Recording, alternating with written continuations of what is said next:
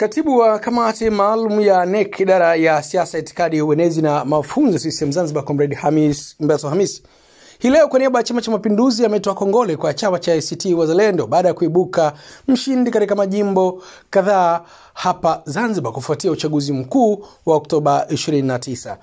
Mbeto amesema hayo hii leo akiwa ofisini kwake afisi kuu Zanzibar, ambapo amewataka wawakilishi hao wa ACT ambao wamepata nafasi ya kushinda katika majimbo 10 ya uwakilishi na 5 ya ubunge hapa Zanzibar kuhakikisha wanakwenda kushirikiana na serikali na kufanya kazi ambayo Wazanzibari wamewatuma na wala si kwa maslahi ya vyama vyao, ambapo pia amesema CCM iko tayari kushirikiana na ACT Wazalendo katika serikali ya umoja wa kitaifa na katika masuala yote ya kimsingi yanayohusu haki za Wazanzibari kwa ujumla.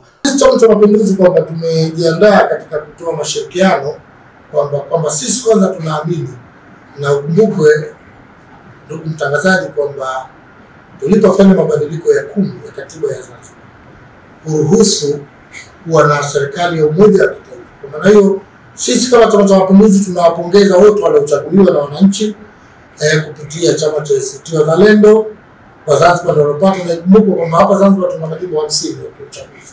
Katika majimbo 50 hao sisi tumefanikiwa kupata viti 40 kwa uwakilishi na tumepoteza viti 10 na tumefanikiwa kupata viti takriban 45 kwa ubunge. Kwa maana hiyo, na jana nimeshuhudia kwamba uteuzi pia umefanyika wa viti maalum. Ukiacha wale 10 ambao walishinda kwenye majimbo, ACT wamepata wengine wa nafasi 4, wanakuwa kwa 14, na tutaangalia kwa mujibu wa mgawanyo zile nafasi za uteuzi 10 za rais wa Zanzibar atapata ngapi. Kwa maana mimi naomba tu kwamba wamechaguliwa na Wazanzibari wakatumikie, waache ushabiki na vyama vyao. Wazanzibari wanataka kuona maendeleo, ni waombe wakaisimamie serikali vizuri, wakaihoji serikali vizuri ili kuhakikisha serikali inatimiza ahadi zake kwa wananchi wake.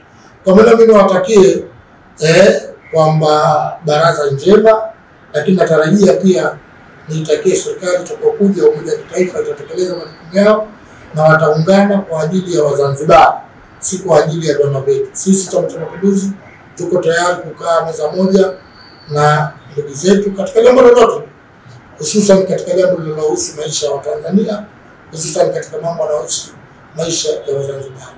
Natarajia kwa mujibu wa katiba rais mteule baada ya kula kiapo ndani ya siku 7 anatakiwa awe ameshaletewa jina la makamo wa kwanza.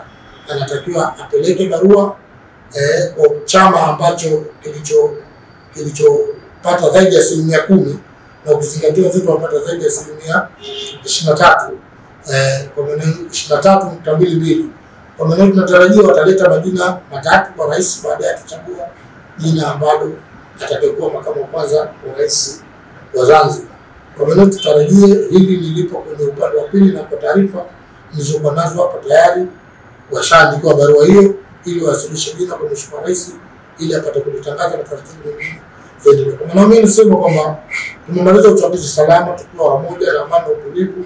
Tuendelee kujenga nchi yetu, tukashirikiane kwenye vyombo vya maamuzi kama baraza la wawakilishi, lakini pia watakapopata bahati ya kumsaidia rais kwenye nafasi za uwaziri, naibu waziri, of course na wao watapata, basi wao waadilifu na waaminifu wakamsaidie rais katika cabinet. Lengo kubwa kuhakikisha maisha ya Wazanzibari yanaimarika kuliko hivi sasa hivi, na wanatumikia kwa kuwaletea maendeleo.